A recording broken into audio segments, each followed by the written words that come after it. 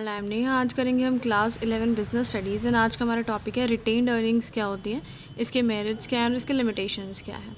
And guys, इस channel में हम जितनी वीडियोस करेंगे वो सभी एनसीईआरटी की बुक्स में से करेंगे। तो देखो बुक में क्या लिखा है, a company generally does not distribute all its earning amongst the share holders as dividend.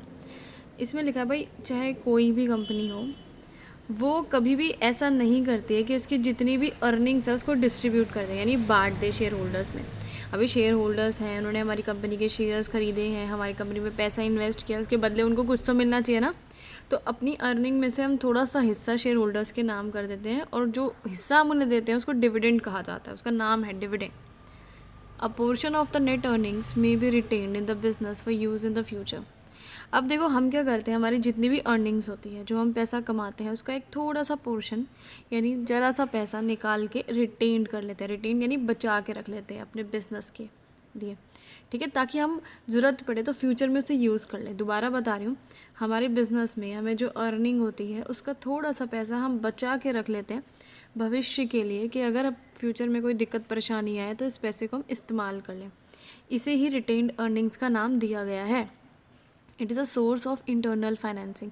ये क्या है इंटरनल फाइनेंसिंग? इंटरनल यानी कंपनी के अंदर का खुद का पैसा है, वही कंपनी में फाइनेंस करें, इन्वेस्ट करें। या फिर बोलेंगे सेल्फ फाइनेंसिंग। सेल्फ फाइनेंसिंग मतलब सेल्फ मतलब होता है हमारा खुद का, कंपनी के खुद का पैसा है, ठीक है, जिसे हम इन्वेस्ट करें। या फिर बोलेंगे plugging back of profit. Plugging back of profits का मतलब क्या है, जो हमने प्रॉफिट कमाया था उसको दोबारा से री इन्वेस्ट कर दिया बिजनेस में। तो 3 नाम यहाँ पे दे दिए हैं। The profit available for plugging back in an organisation depends on many factors. So अपने पास कितना प्रॉफिट बचा है, कितना नहीं बचा है प्लगिंग बैक के लिए, यानी रिटेन्ड अर्निंग्स के लिए, दोबारा से कंपनी में पैसा इन्वेस्ट करने के लिए कितना प्रॉफिट अपने पास बचा है, वो बहुत सारे फैक्टर्स पर डिपेंड करते हैं। जैसे कि अपना प्रॉफिट हुआ कितना है, कम हो रहा है, ज़्यादा हो रहा है।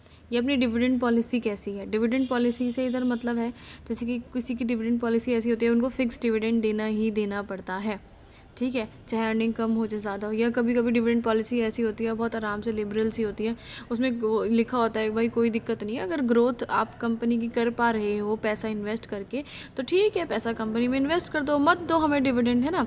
ऐसे अलग अलग पॉलिसीज़ होती है। फिर कंपनी की एज के हिसाब से, अगर बहुत ज़्यादा पुरानी कंपनी है तो ठीक है, कोई बात नहीं, और नई कंपनी है तो एक बारी के लिए शेयर होल्डर्स को खुश करने के लिए थोड़ा बहुत डिविडेंड देना पड़ता है। ऐसे अपनी अपनी पॉलिसीज़ होती है कंपनी की। अब मेरिट्स क्या है इसके, the merits of retained earnings are as source of finance are follows. देखो क्या लिखे हैं मेरिट्स में। सबसे पहला है retained earnings is a permanent source of funds available to an organisation.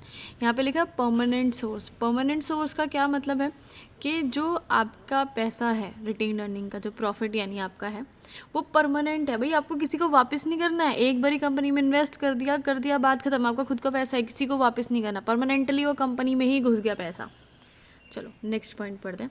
It does not involve any explicit cost in the form of interest, dividend और flotation cost. अब इसमें क्या है, किसी भी टाइप की कोई कॉस्ट इन्वॉल्व नहीं होती है। जैसे कि हमें, अगर हमने ये पैसा इन्वेस्ट करा है, प्रॉफिट इन्वेस्ट किया, तो हमें किसी को ब्याज नहीं देना, ना किसी को डिविडेंड देना है, और ना ही किसी टाइप की कॉस्ट इन्वॉल्व होती है। फ्लोटेशन कॉस्ट का क्या मतलब होता है, जब हम शेयर्स इशू करते हैं तो शेयर्स इशू करने के लिए जो खर्चा आता है उसे फ्लोटेशन कॉस्ट कहा जाता है। लेकिन ऐसा किसी भी टाइप का खर्चा इन्वॉल्व नहीं होता है अगर हम अपने ही प्रॉफिट को बिजनेस में इन्वेस्ट करते हैं तो। नेक्स्ट पॉइंट हो गया, as the funds are generated internally there is a greater degree of operational freedom and flexibility. अभी फंड्स जो है इंटरनली यानी अंदर के ही हैं, खुद के कंपनी के ही फंड्स हैं, तो इसमें क्या है, ऑपरेशनल फ्रीडम एंड फ्लेक्सिबिलिटी, यानी बिजनेस को जैसे मर्जी ऑपरेट करो, आपकी मर्जी है, क्योंकि आपका बिजनेस, आपका पैसा आपने इन्वेस्ट किया, अपने बिजनेस में इन्वेस्ट किया, आपकी मर्जी, जैसे मर्जी बिजनेस करो। नेक्स्ट पॉइंट है, it enhances the capacity of the business to absorb unexpected losses. अब आपका जो बिज़नेस है उसमें कभी भी अनएक्सपेक्टेड लॉस हो जाए, यानी एकदम से ऐसा कोई घाटा हो जाए जो कि आपने सोचा ना हो, जैसे कि कोई मशीन का किसी चीज़ से कोई एक्सीडेंट वगैरह हो गया, बिल्कुल डैमेज हो गई, आग लग गई आपकी कंपनी में, तो उस चीज़ को एब्जॉर्ब कौन कर सकता है, रिटेन्ड अर्निंग्स। भाई एकदम से पैसा तुरंत कहाँ से लाएं, कैसे लोन लें, ये पहले ही लोन ले रखा होगा तो दोबारा कैसे लोन मिल जाएगा, फिर क्या करें ऐसे सिचुएशन में। तो अपनी जो रिटेन्ड अर्निंग्स है, जो प्रॉफिट संभाल के रखा है हमने अपने भविष्य के लिए, हम उसे यूज़ कर लेंगे। नेक्स्ट पॉइंट है, it may lead to increase in the market price of the equity shares of the company. इससे हमारे जो इक्विटी शेयर्स के प्राइस हैं वो बढ़ जाएंगे। ठीक है, क्यों बढ़ेंगे? क्योंकि सब शेयर होल्डर सोचेंगे अरे बड़ी अच्छी कंपनी है यार, इस कंपनी के शेयर्स खरीद लेते हैं, ये कंपनी तो बहुत अच्छा डिविडेंड देती है, ओ सॉरी मतलब ये जो कंपनी है आपकी, इस कंपनी के पास तो हमेशा प्रॉफिट पड़ा रहता है, अगर कोई दिक्कत परेशानी आए तो अपना ये प्रॉफिट यूज़ कर लेगी, है ना। तो सब ऐसे सोचेंगे शेयर होल्डर्स। चलो आगे बढ़ते। नेक्स्ट है लिमिटेशंस क्या है इसकी। हर चीज़ की भाई देखो फ़ायदे हैं तो नुकसान भी हैं। सबसे पहला पॉइंट है excessive ploughing back may cause dissatisfaction among the share holders as they would get lower dividend. अगर आप बहुत ज़्यादा प्लगिंग बैक करते हैं, यानी सारा ही प्रॉफिट बचाए जा रहे हैं और उसे वापस इन्वेस्ट करे जा रहे हैं, तो आपके शेयर होल्डर्स हैं वो बहुत डिससेटिस्फाइड हो जाएंगे। भाई उनका मन तो दुखी होएगा ही होएगा, क्योंकि उन्हें डिविडेंड नहीं मिल रहा है, कम डिविडेंड मिल रहा है। वो तो ऐसे ही सोचेंगे ना यार, जितना भी प्रॉफिट कमाते हैं सारा वापस इन्वेस्ट कर देते हैं, भाई हमें क्या फ़ायदा हो रहा है, हमें भी तो कुछ मिलना चाहिए हिस्सा। चलो next point, it is an uncertain source of funds as the profits of business are fluctuating. अब ये क्या है, अनसर्टेन है। अनसर्टेन मतलब पता नहीं लगता यार, कभी जो है अपना प्रॉफिट जो है फ्लक्चुएट होता रहता है। फ्लक्चुएट का मतलब है कभी ज़्यादा कमा रहे हैं, कभी कम कमा रहे हैं, कभी कमा ही नहीं रहे, कभी बहुत ही ज़्यादा कमा रहे हैं। तो इस पर डिपेंड नहीं रह सकते हम कि भाई प्रॉफिट आएगा तो इस प्रॉफिट को हम यूज़ करेंगे, इस तरह से डिपेंड नहीं रह सकते इस पर। हमें बस ये है कि चलो पड़ा हुआ है हमने यूज़ कर लिया, लेकिन पूरा टोटली इस पर डिपेंड होना बहुत बेवकूफ़ी है। Next point, the opportunity cost associated with these funds is not recognized by many firms. This may lead to suboptimal use of the funds. अब इसकी जो अपॉर्चुनिटी कॉस्ट है वो अभी तक पता ही नहीं है, हमें कुछ पता ही नहीं लगती कितनी है।